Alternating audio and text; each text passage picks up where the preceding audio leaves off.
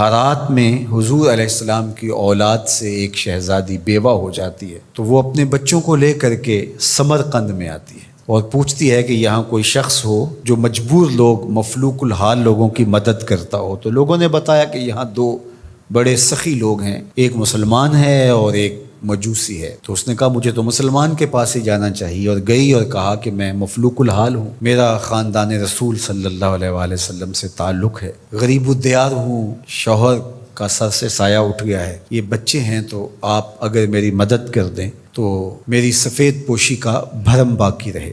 تو اس نے کہا کہ بہت سارے لوگ آتے ہیں اور اس طرح کی باتیں کرتے ہیں، تم بتا سکتی ہو کہ تمہارے پاس کیا ثبوت ہے خاندان رسول سے ہونے کا؟ تو اس نے کہا میں مفلوک الحال ہوں، بچوں کو لے کر کے ہرات سے یہاں پہنچی ہوں، تو میں شجرہ تو ساتھ نہیں لیے پھر رہی، بس میری بات پہ اعتبار کر لیا جائے۔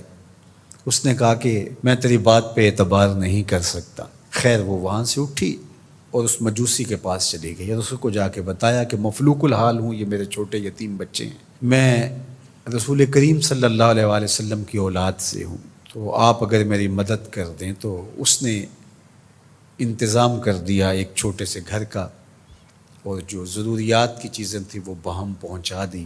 یہ بھی سو گیا اور وہ مسلمان تاجر بھی سو گیا۔ ابن جوزی لکھتے ہیں کہ جب رات ہوئی تو اس مسلمان تاجر نے، سخی نے، خواب میں جنت کے منظر کو دیکھا کہ ایک خوبصورت محل ہے جس کے پاس حضور نبی رحمت صلی اللہ علیہ وآلہ وسلم کھڑے ہیں۔ تو یہ آگے شوق سے بھرا اور کہا حضور یہ محل اگر آپ مجھے عطا کر دیں۔ تو فرمایا یہ ایک مسلمان کا ہے۔ تو کہا میں بھی تو مسلمان ہوں۔ فرمایا تیرے مسلمان ہونے کا ثبوت کیا ہے؟ آنکھیں کھل گئیں، ماضی کا سارا قصہ ذہن میں تازہ ہو گیا، اور وہ جو لفظ کہے تھے کہ تیرے سیدہ ہونے کا ثبوت کیا ہے، وہ لفظ احساس پہ ہتھوڑے برسانے لگے اور نکال دیا گیا دربار رسالت سے۔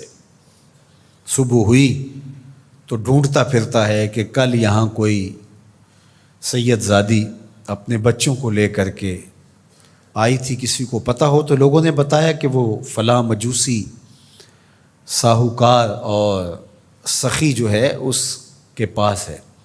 تو وہ گیا اور دروازہ کھٹکھٹایا اور قدرے غسیلے انداز میں کہنے لگا کہ ہمارے نبی کی بیٹی ہے اور آپ کو حق نہیں پہنچتا ہے، ان کی خدمت ہمارا ہی حق ہے، بلکہ کہا 300 دینار لے لو اور جلدی کرو ہمارے سپرد کر دو۔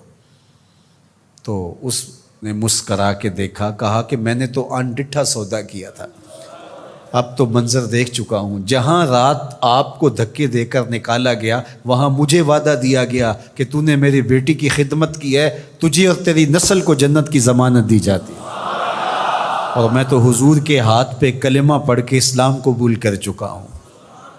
اللہ اکبر۔ نسبت رسول کا احترام، محض نسبت رسول، عمل تو بعد میں آتے ہیں۔ اللہ اکبر۔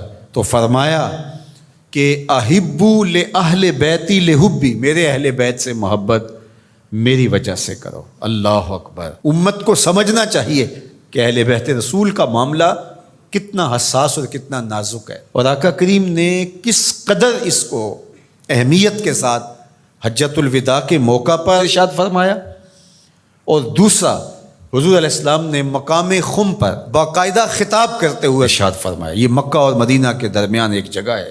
الا ایھا الناس، اے لوگو، انما انا بشر یوشک ان یاتی رسول ربی فاجیب، فرمایا کہ میں بشر ہوں، موت کا فرشتہ پیغام لے کر میرے پاس بھی آئے گا اور میں رب کے بلاوے پر حاضر ہو جاؤں گا۔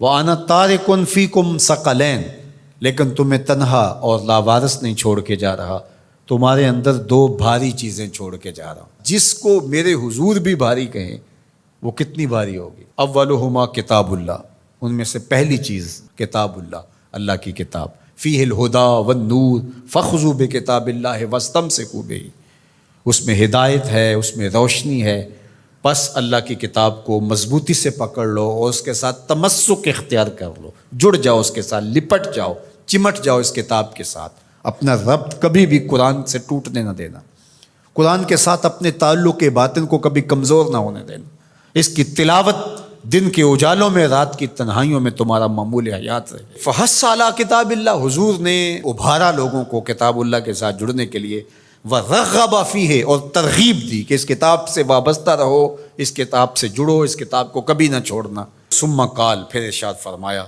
وَأَهْلُ بَيْتِي، اور میرے اہل بیت، اذکرکم اللہ فی اہل بیتی، اذکرکم اللہ فی اہل بیتی، اذکرکم اللہ فی اہل بیتی، 3 مرتبہ فرمایا، میں تمہیں اپنے اہل بیت کے بارے میں اللہ سے ڈراتا ہوں، تذکیر کرتا ہوں، نصیحت کرتا ہوں کہ میرے اہل بیت کے معاملے میں کوتاہی نہ کرنا۔ 1 بار نہیں کہا، 2 بار نہیں کہا، 3 بار فرمایا۔ نگاہ نبوت کچھ دیکھ رہی تھی کہ لوگ کربلا کے اندر شہزادگان رسول کو شہید کرنے کے درپے ہوں گے، اور اہل بیت نبوت کی عظمتیں لوگوں کو ہضم نہیں ہو پائیں گی، تو حضور نے 1 بار نہیں، 2 بار نہیں، 3 بار فرمایا کہ میرے اہل بیت کے معاملے کے اندر ان کی حساسیت اتنی ہے کہ کوتاہی کا ارتکاب نہ کرنا۔ اہل بیت نبوت کا معاملہ بہت حساس ہے، بہت ہی حساس ہے۔ یزید پلیت نے اہل بیت کے ساتھ ٹکر لے کے اپنی عاقبت بھی برباد کر لی، اور اپنی دنیا بھی برباد کر لی، اور اپنی نسلوں کو بھی بدبودار بنا لیا اس نے۔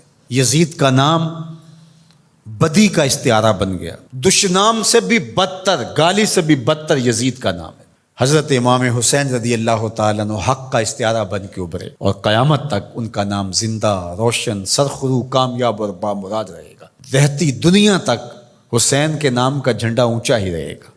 اہل بیت کے لیے دلوں میں محبت جو موجزن نہیں رکھتا سینے میں، اس کے سینے میں پتھر رکھا ہوا ہے، اس کے سینے میں کسی مومن کا دل نہیں رکھا ہوا۔ یہ پیار تو ہر وقت سلگتا ہے، لیکن جو ہی محرم کے ایام آتے ہیں تو پھر خوشبوئیں پھیلنا شروع ہو جاتی ہیں، اور ان کے لیے دل میں جو جذبات پیدا ہوتے ہیں، اللہ اکبر، ہماری 1000 جانیں تصدق ان کے قدموں سے لپٹی ہوئی خاک پر، دین کے جھنڈے کو جس طرح انہوں نے اونچا رکھا، سر خرو اور سر بلند کیا، قیامت تک یہ امت خراج پیش کرتی رہے گی، اور محبتوں کے نذرانے ان کی چوکھٹ پہ پیش کرتی رہے گی۔